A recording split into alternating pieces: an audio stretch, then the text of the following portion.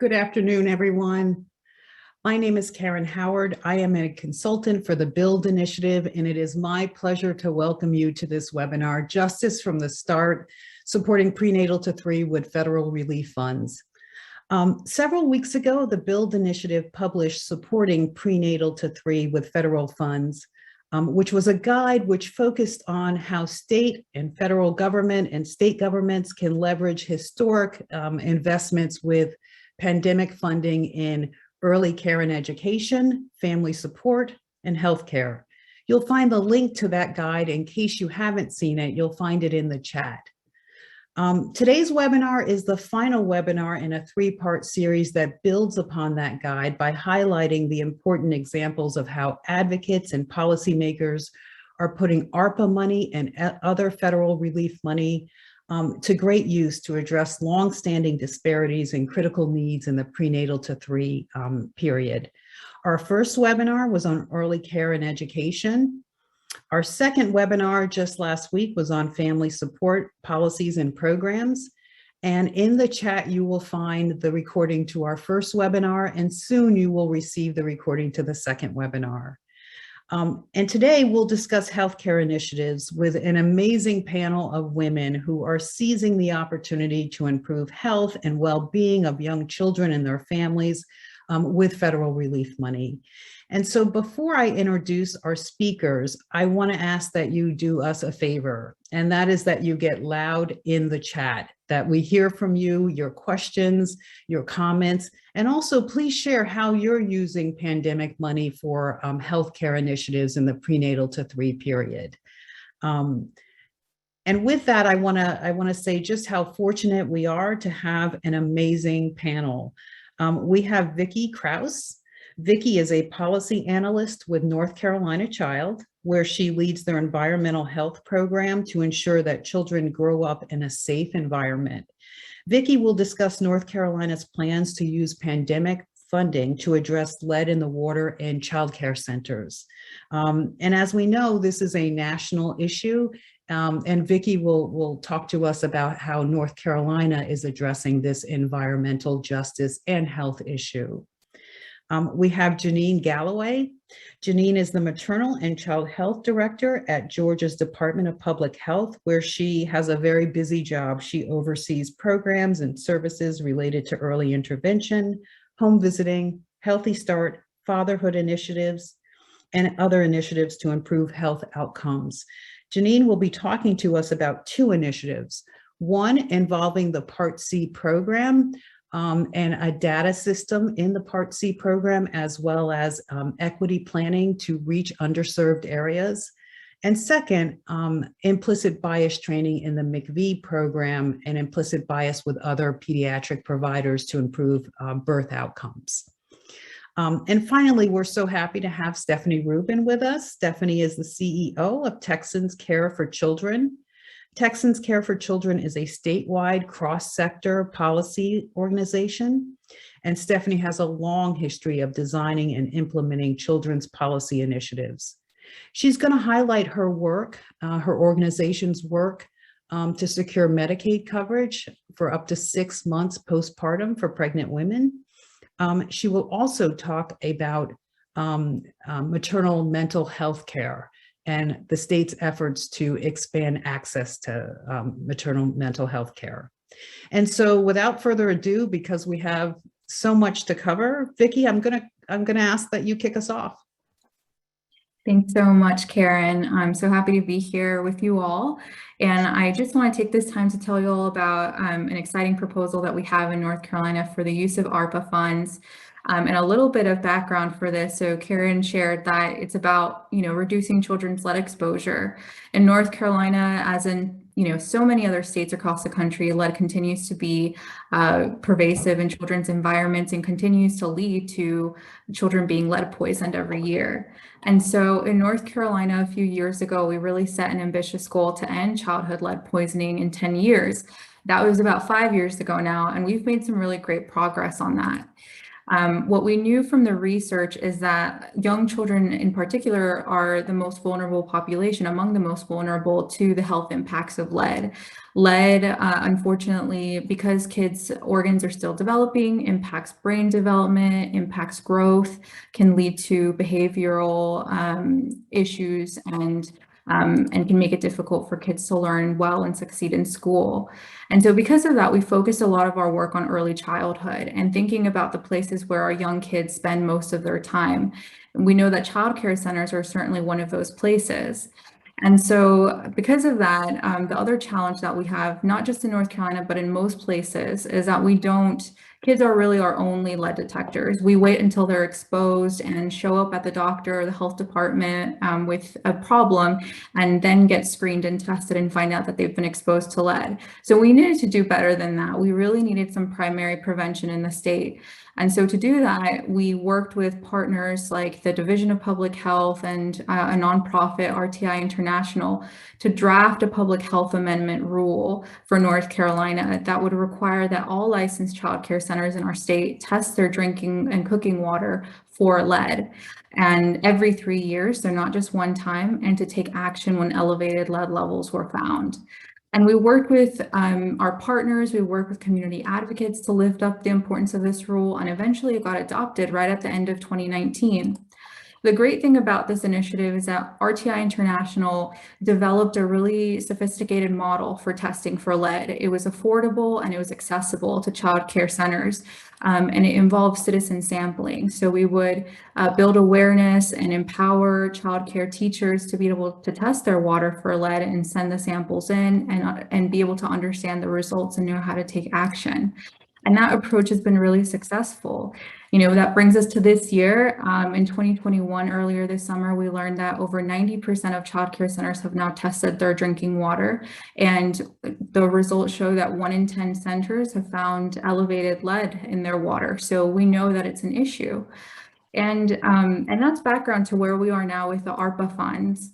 We actually, interestingly enough, didn't advocate for this funding, but in fact, we believe that the governor's administration saw the success and need, most importantly, for funding for getting lead out of children's environments. And early this year, the governor released his state budget proposal, and he proposed $150 million investment, not just in testing drinking water at childcare centers, but also testing for lead in paint. And not just childcare centers, but also all schools in North Carolina, so all K through 12 schools. So this is really significant, and the funding also includes funding for testing for asbestos and asbestos removal. This is a really big environmental justice win, and we know now that it's needed and certainly present in children's environment, and we expect to see a drastic reduction in lead levels among kids in North Carolina as a result. Unfortunately, I'd love to say that it's been signed into law, but our legislators, we're just waiting on the conference report now, and it received bipartisan support. It showed up in the House and Senate proposals, so we're confident that it'll remain in the state budget, and we're excited to see that funding be used for something really great. Vicki, thank you so much. We know what an important issue it is, and we know North Carolina has been a leader in that. We look forward to delving in that a little bit further. Janine, do you want to tell us what is going on in Georgia? Sure. Hello, everyone. Again, Janine Galloway. I am the Maternal and Child Health Director at the Georgia Department of Public Health. And so one of our top priorities in Georgia, specifically in the Department of Public Health, is focusing on health equity and embedding strategies throughout our programs and services to close the gaps in the disparities we see, and to utilize the data to help drive strategic planning that leads to that change. And so 2 programs I'll talk about today is our Part C program of IDEA, the Individuals with Disabilities Education Act.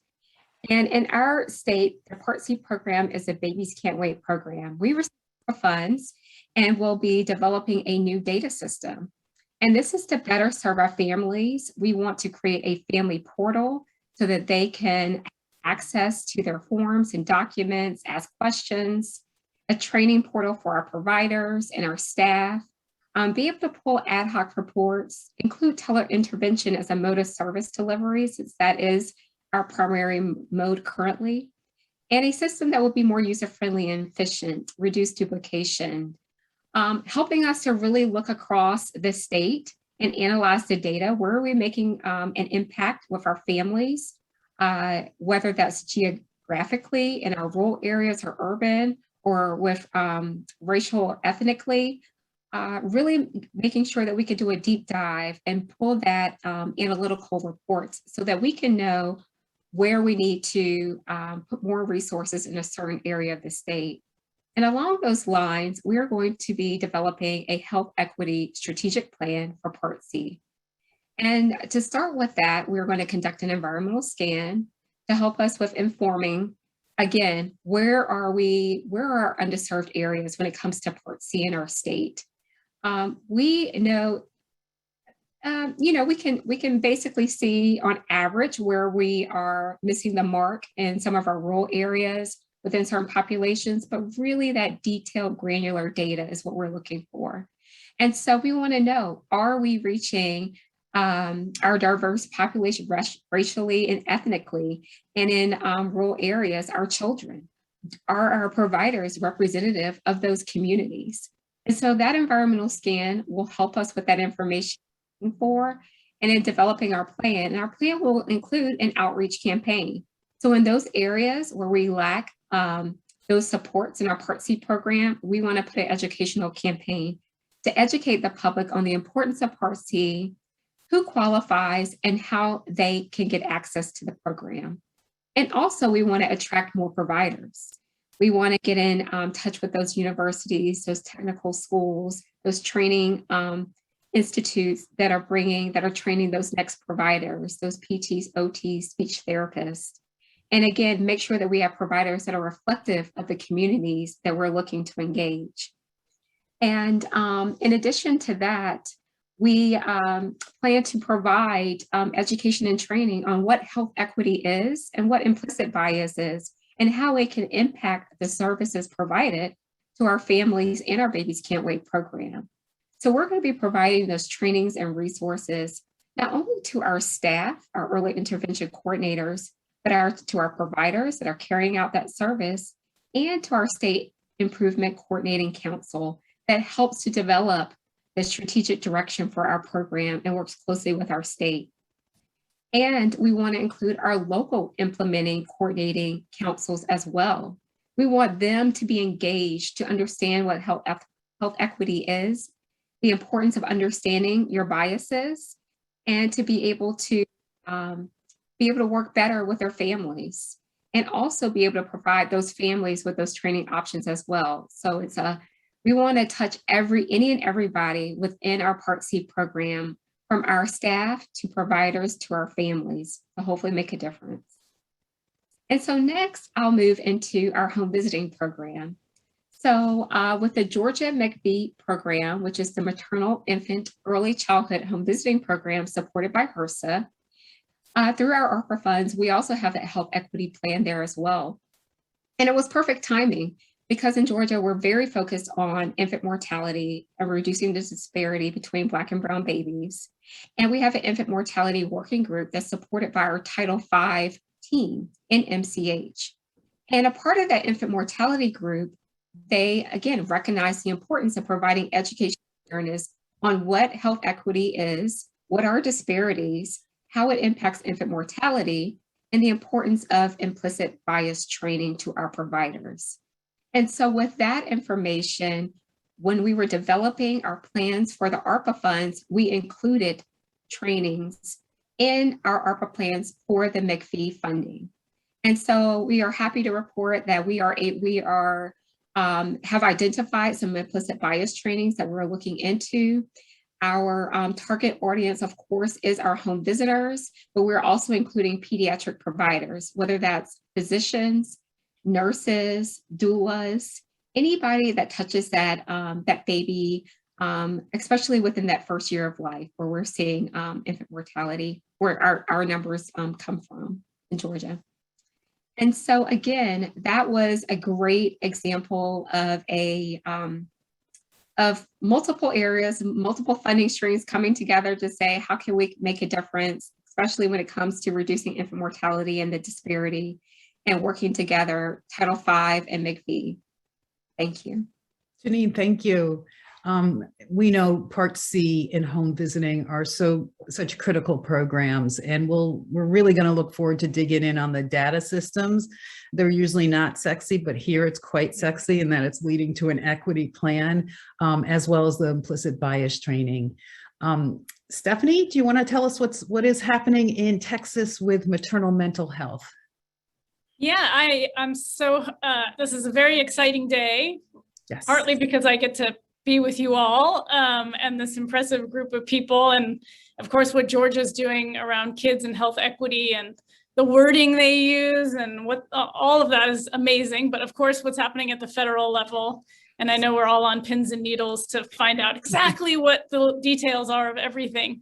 But it's a very exciting day. So I'm glad to be sharing it with all of you, my people. So I'm going to talk a little bit about what we have been working on in Texas with our partners, with the support of Pritzker, with the support of the St. David's Foundation and Episcopal Health Foundation and many others that have really made maternal health, maternal mental health a priority. For several sessions. Of course, let me step back for a second. You know, Texas likes to be big at everything. So we do have the highest rate and number of uninsured in the country.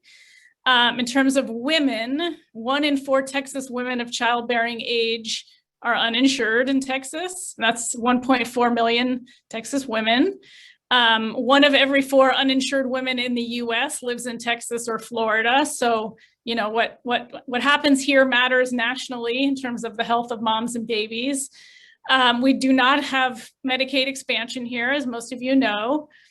And up until this last session, moms who had Medicaid when they got pregnant and postpartum only had it for 60 days. So for several sessions, we've been fighting to extend Medicaid for pregnant and postpartum moms. And this last session, which ended in June, we've since had like 3 special sessions, hard to count, 4, 3, 4. We got it extended to a total of 6 months. Now we asked for 12, we fought really hard for 12, and in the waning days of session, it was cut down to 6 months, which at this point, we'll see what's in the Build Better Act, but hopefully that will have a 12 months required coverage for Medicaid. So we'll get what we ask for, hopefully, fingers crossed. Yes. In terms of ARPA, we wanted to continue this drumbeat on maternal health and maternal mental health. And one of the reports that one of our funders published this year also helped us make the case for this, which was around the societal costs and individual costs of maternal mental health challenges. So Mathematica did that research for us in Texas, which was excellent and very useful. And that was supported by the St. David's Foundation. And so we used that and all the research around what moms need, their lack of access to maternal health, whether it's at the community level or through, without having coverage or without really having access to community programs, to push for some spending of ARPA dollars to support moms. Now, the challenge here in Texas, I know every state followed guidance a little bit differently, but Texas leadership was very clear that they did not want to spend on services. They only wanted to spend on one-time expenses. So infrastructure, technology, capital costs, things like that. And so what we ended up securing to support maternal mental health was an expansion of something that actually lots of states have, which is a psychiatric access network, where what we have had in the past few years was pediatricians having access to psychiatrists, especially if they're pediatricians in rural areas or where mental health access is very low. So they can get guidance on what to do with some of their patients who may need support, what kind of services they should refer them to, or what kind of screening they should be doing, and so forth. And that's been a very successful project in Texas. So with ARPA dollars, the legislature did agree to enhance that child psychiatric access network, which is overseen by UT and a range of higher ed institutions. And we fought with our higher ed partners and health partners to expand access to that program for moms with maternal mental health challenges as well. And that needed a statutory change. So in fact, now there's more money for the broad program. None of it's earmarked for moms per se or for OB-GYNs or primary care physicians who need that psychiatric help, but we expect that program to be piloted and expanded over the next few years, and we'll go back to the legislature for more money next session, I suspect. One of the other things that we were not the lead on this, the health partners were and the health centers, but there was an increase in funding for federally qualified health centers to offer more behavioral health services. The money, could be used to expand their sites. So for capital costs, infrastructure, technology needs, and so forth, because what, of course, we know is that especially when parents are taking their kids to a clinic for services, if they themselves might need mental health challenges, might need mental health services, it's perfect when they're co-located there. And we have heard a lot about the desire for FQHCs to offer more behavioral health services or partner with other community organizations. And then there was a small increase in our NFP program as well. So, given the confines of ARPA, it was not a transparent process in Texas. It was done very quickly in a special session. We're really excited about the maternal mental health win that collectively we achieved. And yet we also know there's a lot more work ahead, and what's coming out of the federal government, is music to our ears in Texas, as long as our state leaders will opt in and take advantage of all the opportunities that are hopefully coming down the pike any minute. So I'll end there for now. Stephanie, thank you. Stephanie alluded to what we have been talking about right before this webinar, and that is what the federal government is doing. That is what Congress is doing right now. And we are getting reports, initial reports of expansion, at least 12-month postpartum for Medicaid. Don't hold me to any of these. These are some of the notes that are coming out that are causing us to be very excited. Child tax credit, an extension for a few more years, certainly the child care, and the preschool. And so we'll wait to see if that deal is done. But it just really does speak to how important it is to seize the opportunities coming from from Congress, both now that ARPA has been passed, but also with the American Family Plan, to see what else we can do. And we joke that we might be visiting with you, say a month from now on some of these issues. But we want to turn now to really dig in on some of these initiatives and how they came about. And I want to let folks know that Vicki has got to leave us for a meeting at the top of the hour. And so, Vicki, we want to start with you. I know you said you didn't ask for ARPA money to be used in this fashion, but you had a strategy, and to get this to the place where the leaders within North Carolina would use it, would qualify for ARPA and they would want to use it. Can you explain a little bit about the initiative, how you got it through the legislature? I think you talked about having a conservative member and setting this up so it was bipartisan. You can talk a little bit about that. Sure. Well, in fact, that story was about a different bill that we were working on that had to do with lead. But I think that through that, and that was passed in the same session this year, that would lower the hazard level that for lead in water that kids are exposed to. So it was definitely, kind of on the mind of all of our legislators, and it received unanimous support. And I think the strategy we've used on lead and environmental health in general is really focusing in on the health impacts for kids and finding allies among, because we have a conservatively held legislature, finding allies among conservatives who care about children's health, who have some kind of personal or professional tie to it. And so this legislator who was our champion for that lead bill has a background as a medical provider. And we've also worked with a retired nurse. We've worked with folks who know someone who's been lead poisoning. So I think finding those ties was really helpful in doing this. And then, you know, once it kind of has that backing, it's a lot easier to get the backing and agreement of others. I think the other thing is that we demonstrated with the public health rule the affordability of this initiative and how it was sustainable. And, you know, just after the first year of testing and mitigation, child care centers will see a 75% decrease in the cost of mitigation. So I think that's something that also has mattered for, you know, folks at the legislature. And I think that was a part of what helped it, you know, get the support of both chambers. Excellent. Thank you. Janine, I have the same question for you. You're a little bit, you know, you're perched in a different space than the advocates. You're the Title V director. Talk to us about how the two initiatives you talked about, how they came about.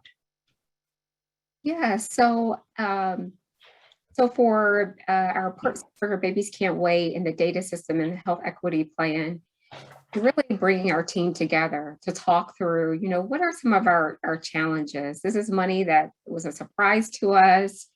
And, you know, what has been on, you know, potentially that wish list that we wanted to do, or things that, you know, we didn't necessarily have funding for. And so a data system was one that we had been thinking about. As you mentioned, it's not one of those things that people just run to, and but we knew we had so many different plans and so many different ways we wanted to pull and look at our data, and that we were unable to with our current system.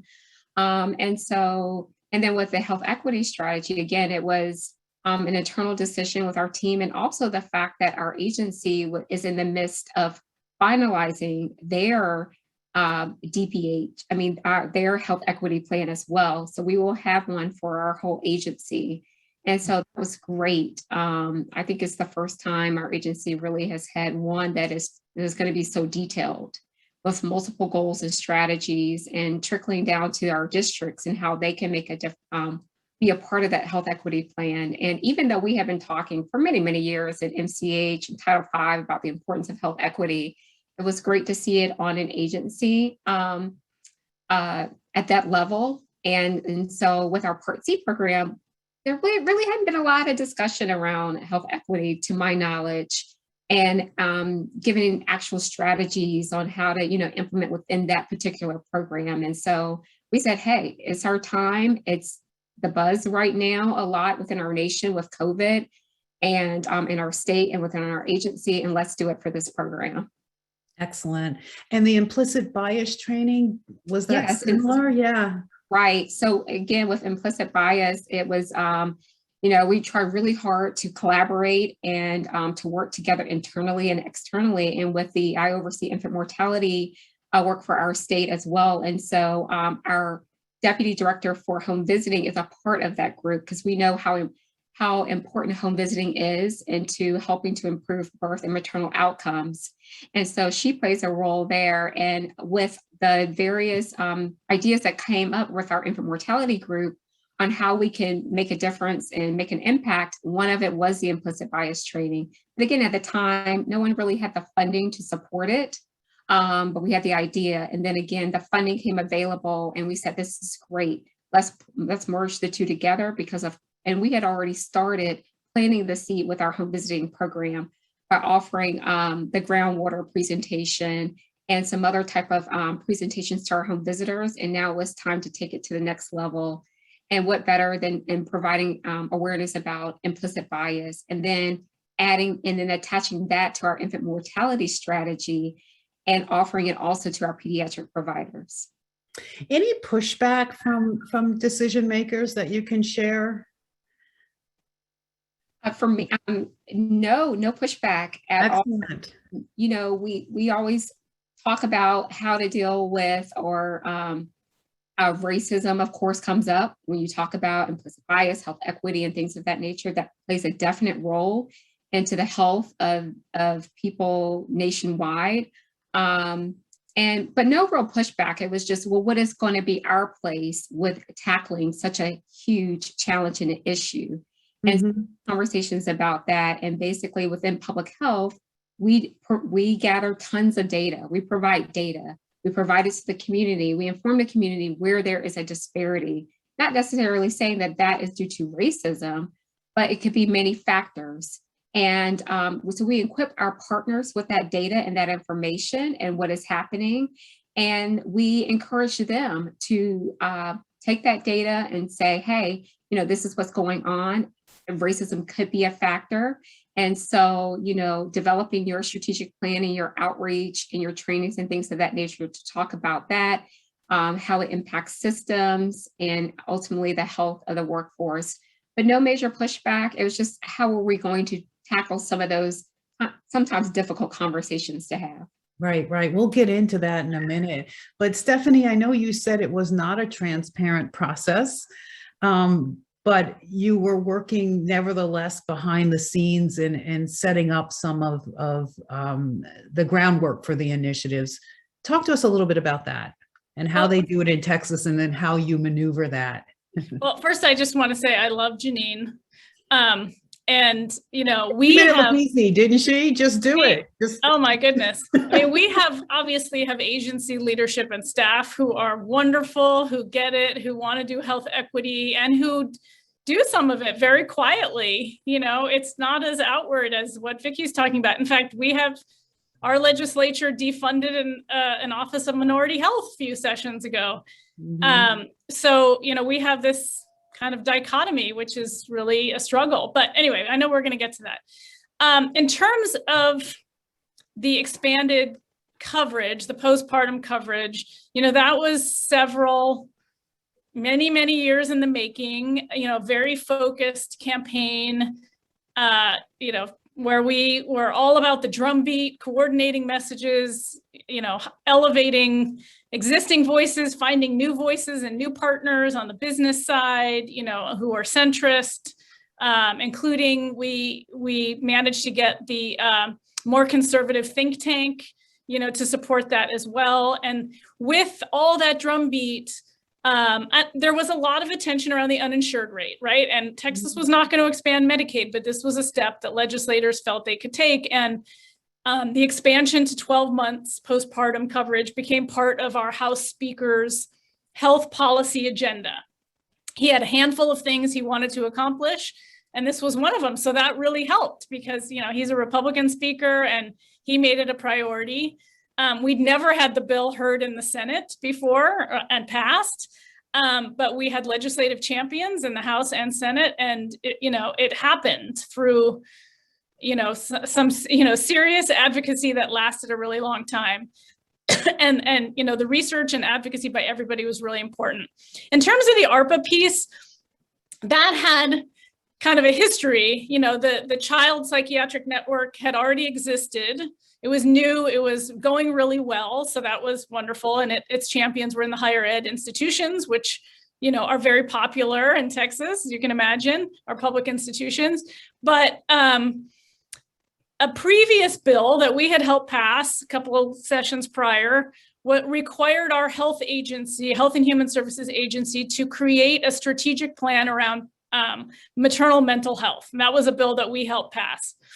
And then once the agency had to implement that, they really looked for recommendations. They really didn't have the capacity to, do a deep dive on what should be in the strategic plan. So we actually had a St. David's Foundation funded us to convene partners and make recommendations to the health agency on what should be in this postpartum plan. And so we made those recommendations, and almost all of them were accepted and ended up in the strategic plan produced by the state, which was wonderful. And then by the time this proposal came up around ARPA funding and how to direct, some of it towards this new psychiatric network that would serve new moms, the legislator who proposed it on the floor of the House as an amendment, she cited the fact that it was in the Health and Human Services strategic plan. So it was like there was such broad support. It was easy and everybody voted for it. And it was no problem. So there were these little steps that we as advocates have to do along the way to sort of secure broad support. And that ended up being, a small win, but still very exciting. And I think something that we'll be able to build on. Absolutely. And those incremental changes leading up to the use of this money, all advocacy is cumulative, right? And Right. it really did pay off. I want to turn to racial equity, and I want to turn particularly to ask you, Janine, you're in the South. You're at a place where, the civil rights movement was born in Atlanta, was born in Georgia, right? And there's been a lot of talk and division over critical race theory, over even our, what is our national history. Yet you were able to get, right, a data system leading to a health equity plan, right, an initiative, as well as implicit bias training. And you didn't just say professional development, you said implicit bias training. And so talk to us about, were there steps? You said you had to have courageous and brave conversations. What did that look like? Well, I will say that we have some really great, excellent partners in Georgia that are champions for this work. And so even though I know that a lot of states, they're like, oh, yes, we've been there, done that. And we may be a little late to the table, to the party with this, but it is all in perfect timing. And it was the right time for us. I tell my team that there are unfortunate things happen. No one wants to be at the top of a list for a poor outcome.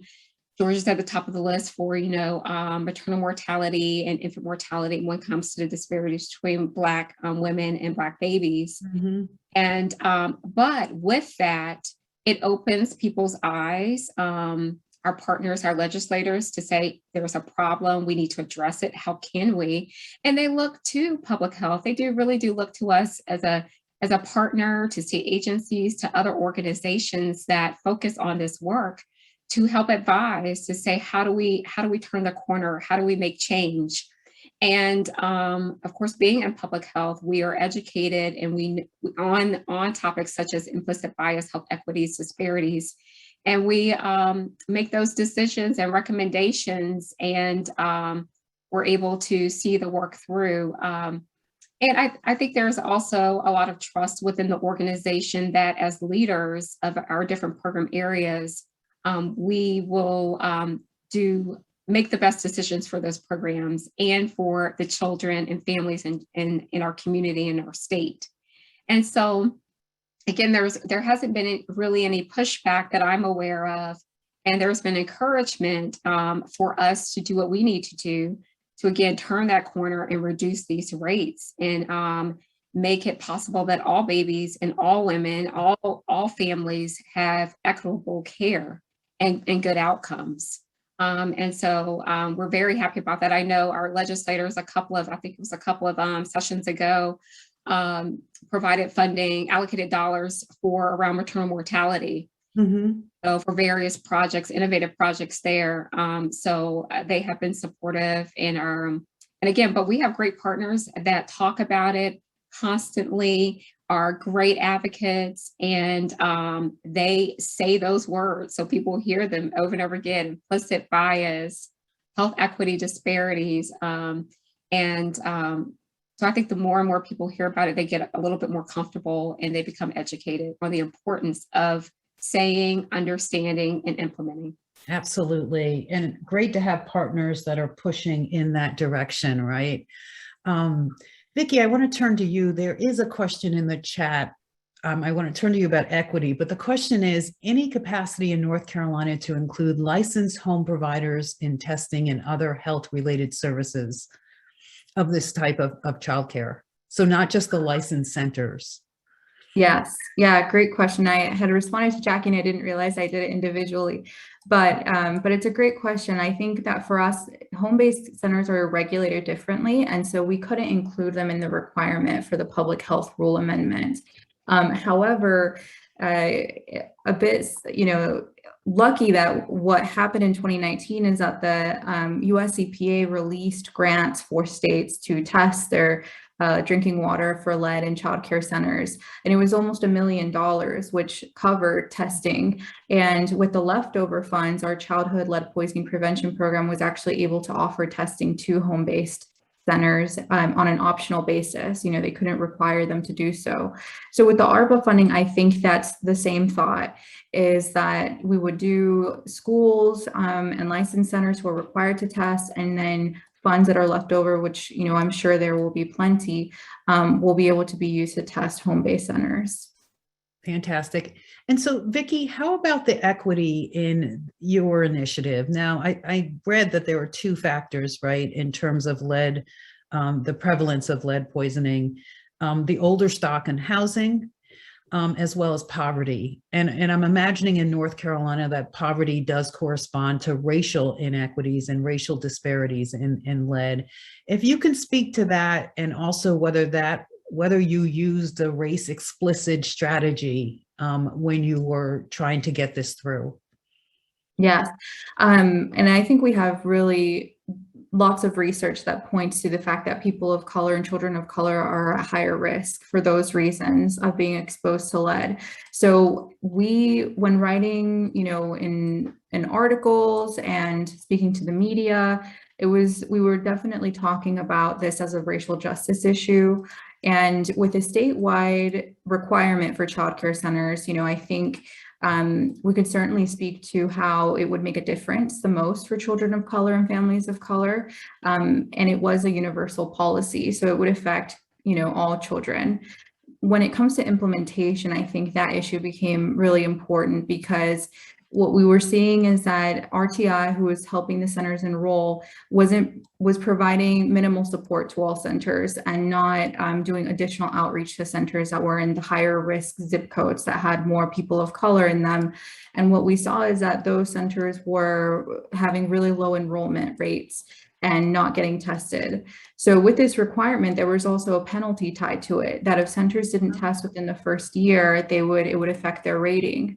And it would have worsened outcomes if these childcare centers in places that serve families of color were the ones that would be punished at the end of this. So we advocated for RTI to put in that additional support, and they did, and it made a huge difference. And it's how we got so many more centers to enroll and test their water. So I think that's been a really important piece of it. Excellent. So you very much used a race explicit strategy. Is that right? Yeah. Yeah. Stephanie, tell us how you have navigated the equity issue. And I know we've talked about stealth equity, but talk to us in this with maternal mental health. You mentioned just some key factors in Texas. Right. So that conversation has changed a little bit over time. Initially we got a lot of attention around maternal health and maternal mental health when our maternal mortality and morbidity task force began and was releasing its findings. And it was, very clear from the start that, of course, we had one of the worst mortality rates, in the world, but also, that Black women in particular were, for example, twice as likely to die, from maternal, for pregnancy-related reasons, than their white counterparts, with same socioeconomic factors and background and so forth.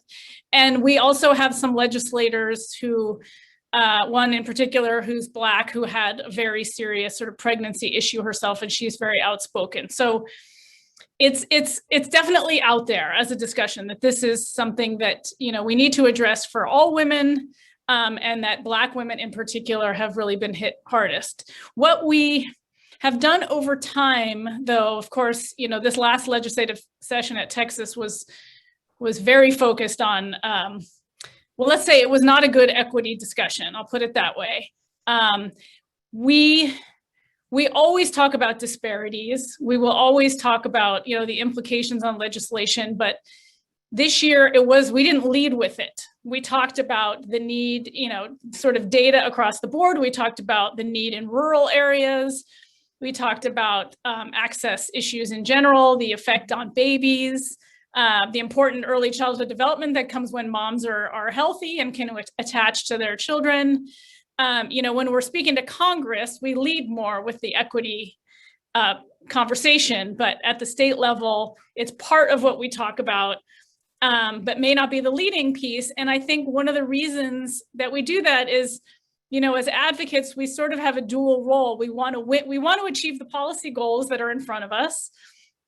And we also want to change the narrative around some, bigger picture items, like the fact that families need coverage, and we want to address poverty and what's happening in our communities. So we have to sort of thread the needle there of trying to achieve our policy goals and yet also think long-term about the narrative that we want to become the conversation around these issues. And so we do have to do both.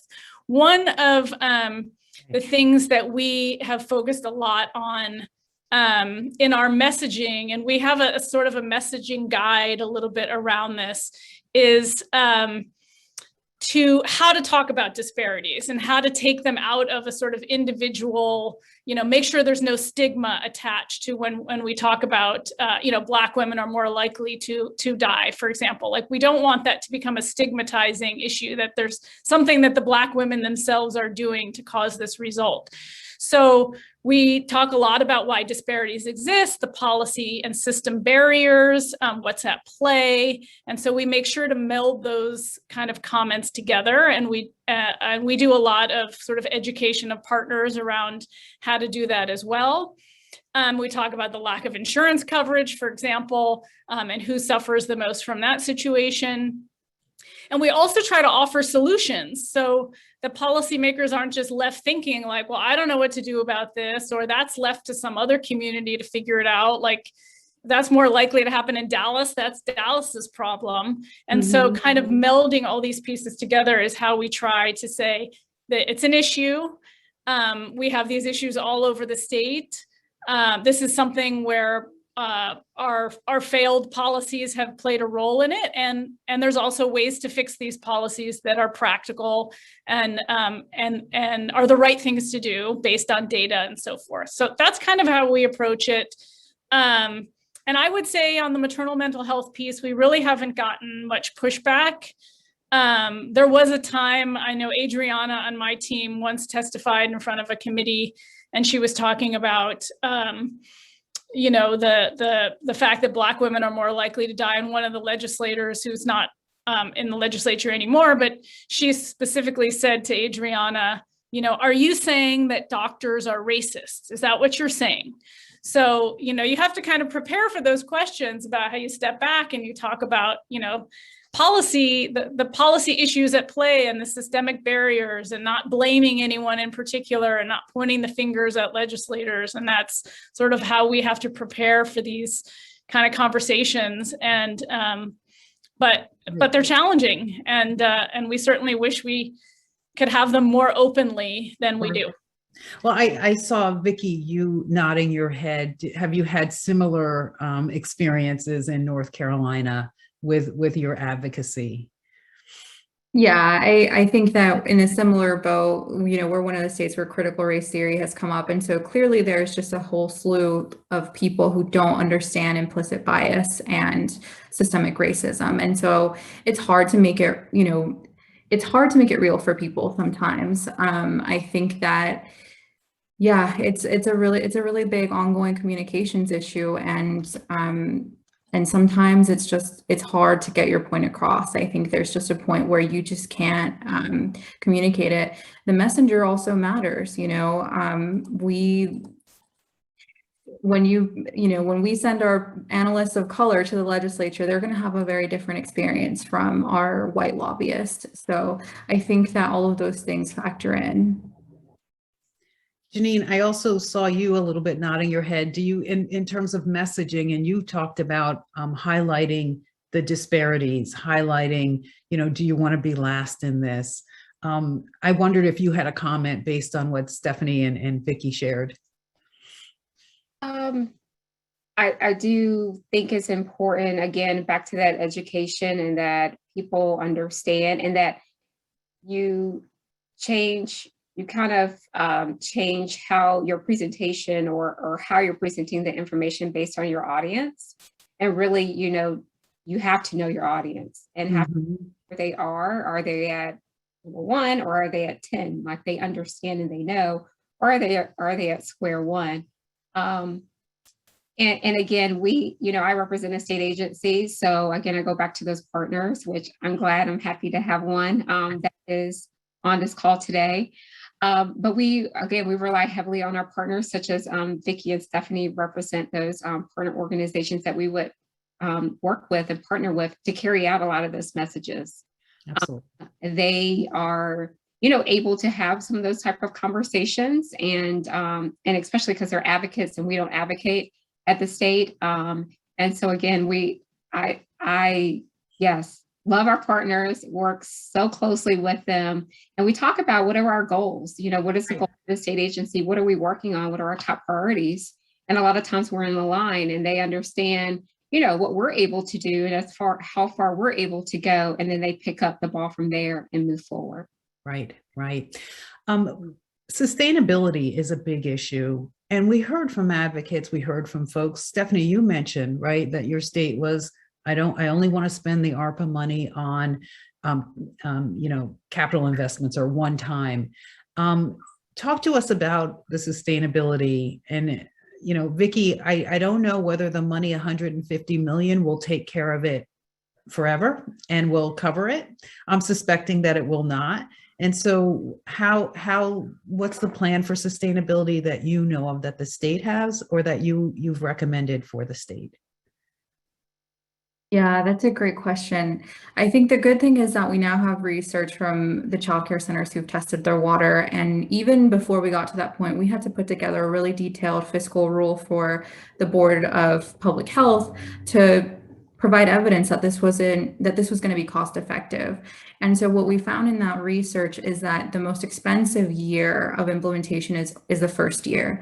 And you're going to see a 75% decrease in costs for centers, because obviously, and now especially that we're in a pandemic and we've seen the impact on childcare centers, we didn't want to burden them with the costs. But we also had a state legislature that had been unwilling to invest in this for years.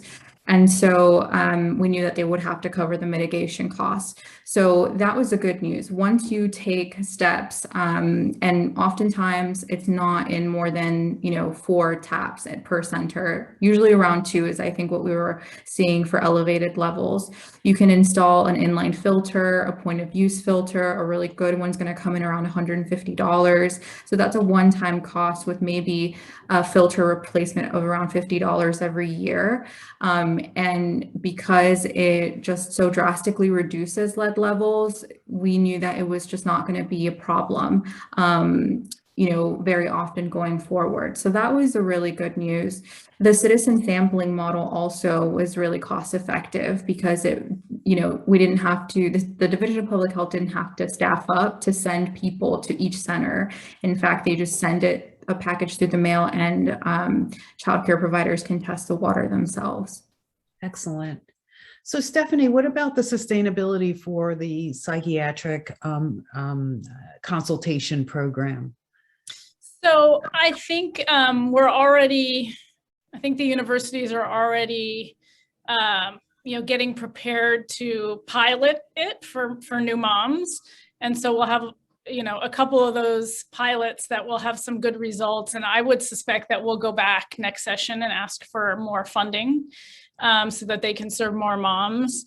In terms of maternal mental health in general, I think just taking advantage of what is offered by Congress is our best opportunity. And then the third thing I would say, and I know, Karen, this is music to your ears, but we try to make a significant connection between maternal mental health, family behavioral health and our child welfare system. Right. And that, we have, in fact, I think something like 60% of the young kids that come into our foster care system are, infants and toddlers, Mhm. and they are there in part because their parents have behavioral health needs that are unmet. And so we try to make the case, kind of at a systemic level across systems, that if we help parents get the support they need when they need it, we will also have more kids remaining at home and not have the foster care, system pressure that we do. So that's something, we're kind of combining the foster care advocates, Right. Into the maternal mental health discussion through the Pritzker initiative. We have a lot more early childhood partners that have joined the effort too, in a very collaborative way. So that's been great. It's not just a health discussion. And then the last thing I would say, somebody asked about kind of local, research, how do you raise these issues at the local level? Right. We did a set of convenings and research within Central Texas, kind of Austin area, many years ago, to look at the landscape of like what maternal mental health resources existed. Did people know about them? Were there referrals to them, and so forth? And one of the things we learned from that when talking to Black women was that Black women were less likely to identify as having a postpartum depression issue and seek out services because of fear that they would be reported to Child Protective Services.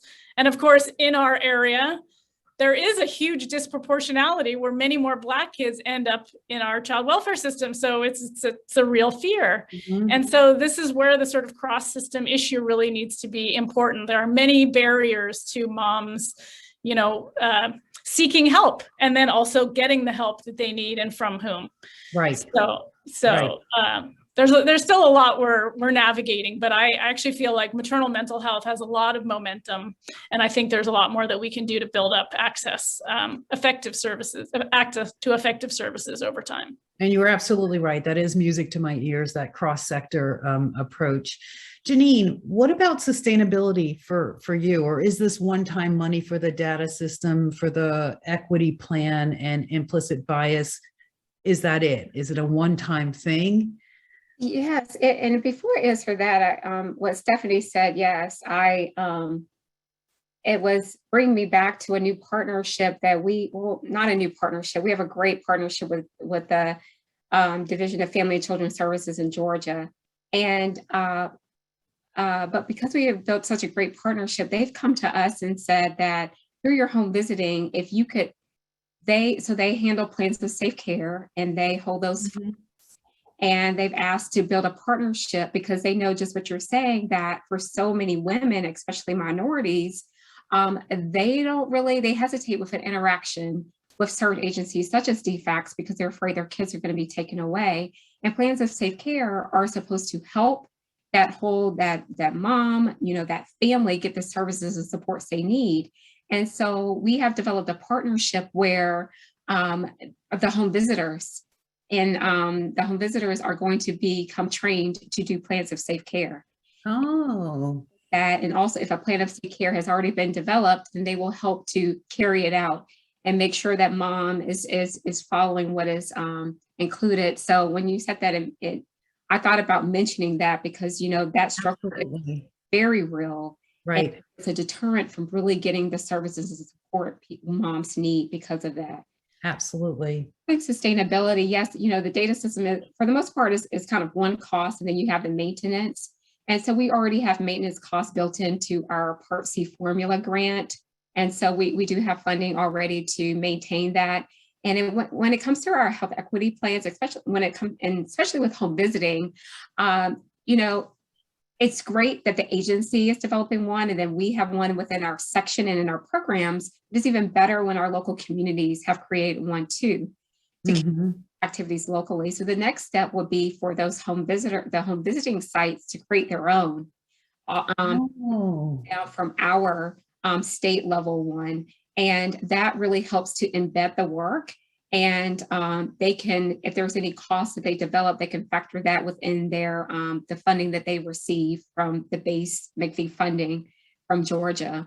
And also, again, we have a lot of partners at the table when it comes to that infant mortality working group that identified implicit bias training.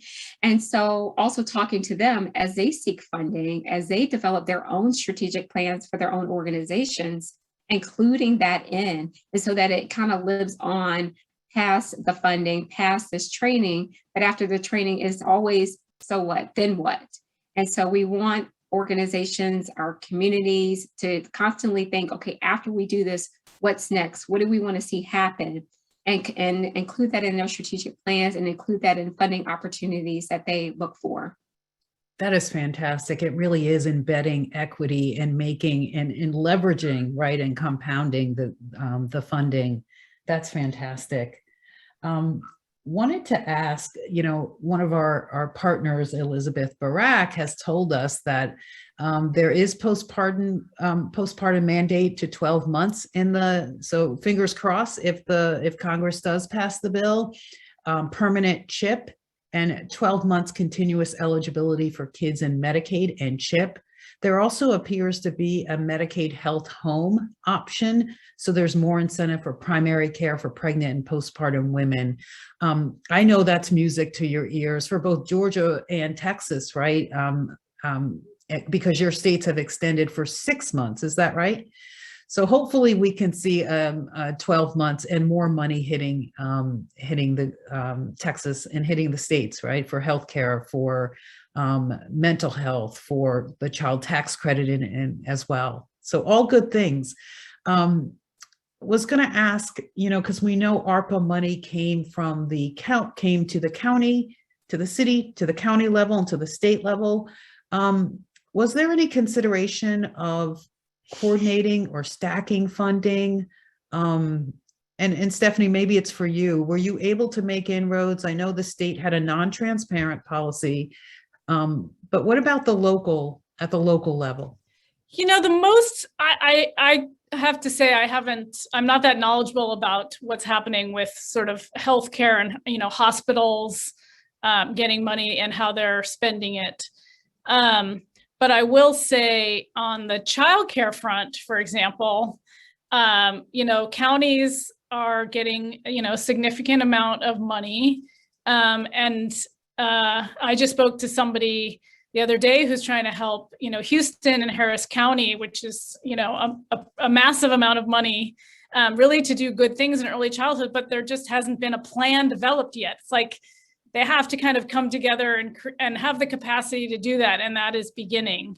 So, we are thrilled with what's happened at the state level around childcare. We have great leadership at our workforce agency that's in charge of spending those dollars. But I think, it's really hard for people to come around and develop these plans for really smart spending of money that has to get out the door pretty darn quickly. Right. So that's a fear that we have too, is that we will leave money on the table, that some of it won't be able to get out the door. Same with our, home visiting spending, and other things is like, will communities be able to spend it wisely in the time allotted? I don't know. In terms of the federal policies, moms have essentially had extended Medicaid because of the public health emergency.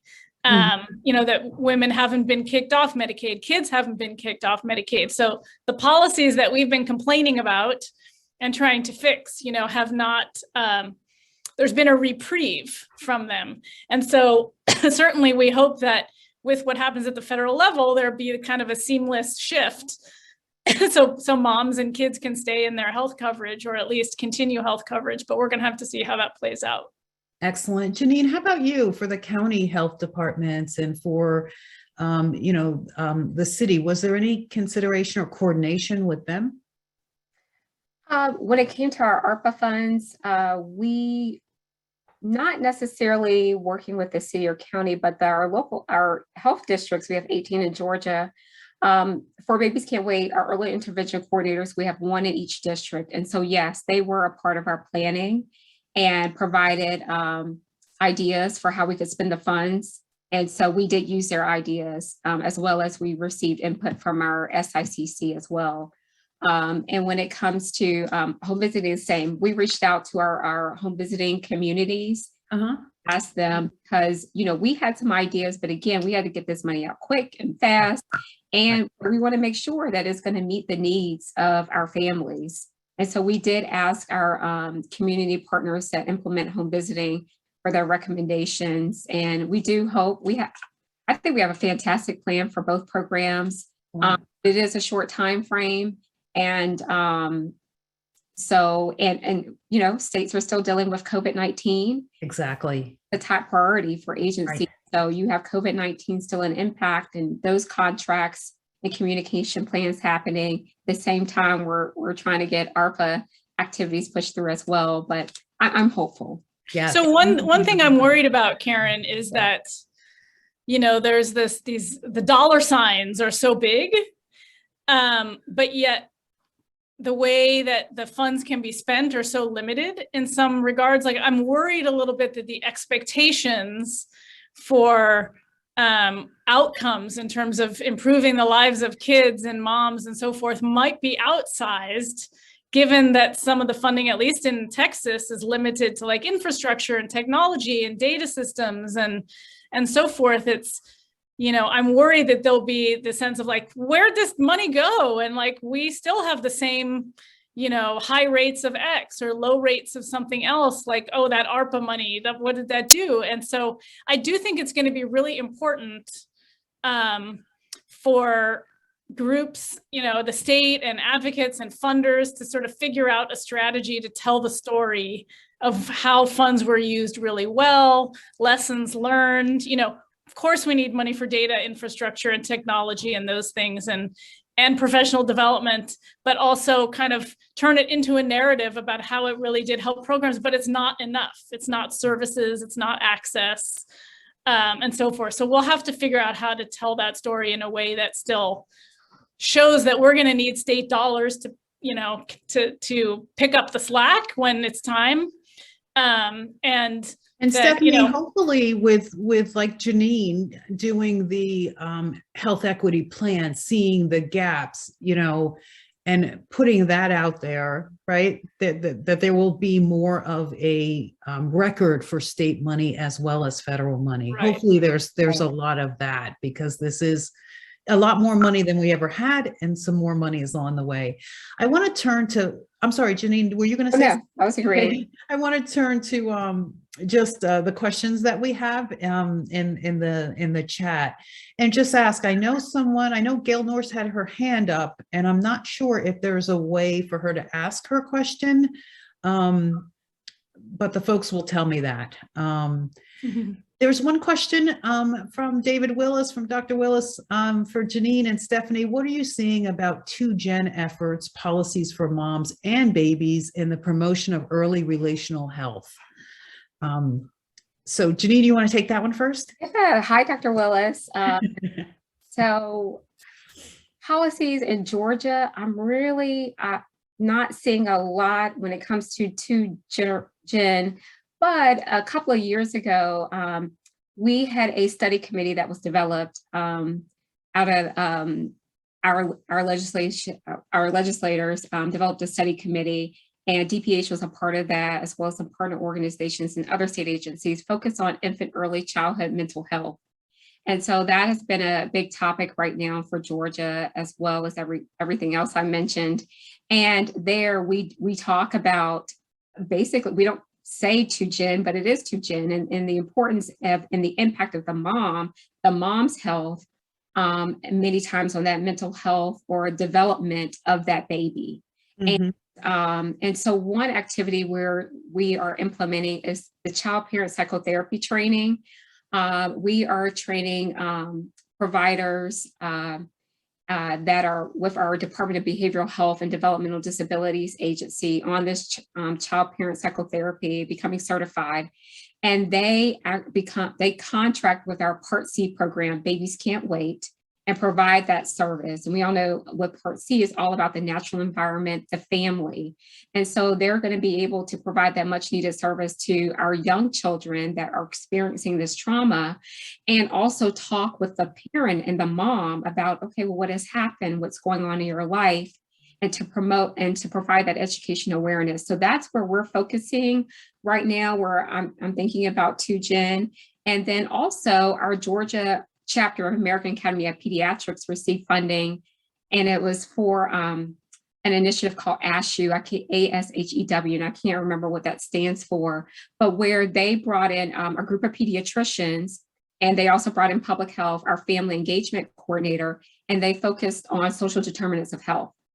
And which is fantastic because of course our medical community is focused on there's asthma, there's a chronic, but also what is happening in that home that may be exacerbating that condition or causing that child to have a developmental delay or something of that nature. And so that's a great momentum that's happening right now, is educating our medical provider on social determinants of health and having that holistic conversation with the family and the. Excellent. Thank you. Yes, that is. Yes. Advancing social health and emotional well-being, ASHEW. Excellent. Excellent. Stephanie, what about to Jen? Yeah, there's a lot of work that our pediatricians are doing also, through screening and also social determinants of health and having, broader conversations with moms. I will also add that Texas has tried to expand, we're not even close to scaling up yet, programs that serve moms and babies together, like, residential kind of treatment. So the moms do not have to be separated from their babies when they need that support. Yes. So that's one model. The other model is really to serve young, pregnant, and parenting teens who may or may not be in the foster care system yet, but it's also to try to, serve those families together so they can be housed together. So there's programs for each of those and providers that we try to get more funding for every session, and those are proving really effective. So important to keep that bonding and keep the family together. As we sort of close out, I wondered if you had some just closing advice for the folks, our audience, as they're advocating for ARPA funding and for initiatives. Stephanie, what advice would you give them? I would just say, my background, I've advocated for lots of different policies, but in general, at my core, I consider myself an early childhood person. And I have seen over the last many years, in part thanks to like our Pritzker collaborative, and our partnership on early intervention and so forth, that there's more kind of advocates coming to the table around health and maternal health. Some are still very uneasy about advocating for Medicaid, like maybe they don't have enough knowledge, they don't have an expert on staff. It's obviously Medicaid expansion is very political. But I think over time, we're really expanding that tent of groups who feel like, yes, maternal health is connected to early brain development, so I have to be at the table. We're definitely doing better with, lifting up community voices and having, individual moms and families and providers tell their stories. So I would just, I think the advocacy effort has to sustain, and we can't drop it. We're going to need states to opt into a lot of these programs that the feds will be offering. And we have to maximize our ARPA dollars, because this window of opportunity is not going to be there forever. And so if we don't take great advantage of it now, shame on us. And we have to do the best we can with the legislators we have and the agency leadership that we have. Janine, come to Texas. Don't tell Georgia. And a lot of people are going to be recruiting her. Yeah, and I hope the funders, kind of broadly in states and nationally really stick with these issues, because we really have built up, a foundation of really good advocacy that we think we can sustain, and we can also, eventually shift it to some other family support type issues as well. Really good advice. And in the chat is no other state can have you, Janine, for your time there. And I think, Janine, you said it the best. You said, this is our time. This is our time. And so what advice would you give to advocates in addition to that? Is there any? Yes, and we just had our Title V Block Grant review a couple of weeks ago, and I was by one of the reviewers was asked, what is something that scares me? And I said that what scares me a little bit is the fact that, I mean, it's great that there's so much attention and focus on health equity, disparities. I think that really came to light during COVID-19 and the pandemic. Although we knew in the public health space, we all knew it was a problem and an issue, a challenge. But then you see a lot more people talking about it. Here comes funding. And that to me right now is a hot topic. And it should, but sometimes with hot topics, they die down. Right. And I hope that this topic and this conversation never dies down. Right.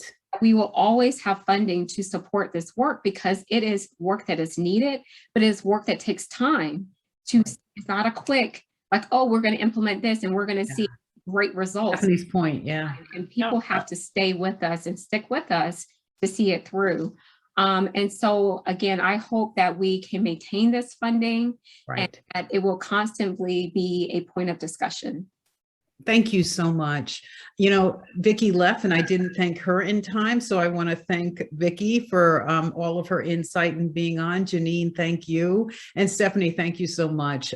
Fantastic advice. And we'll have another round to do this because more money hopefully will be available.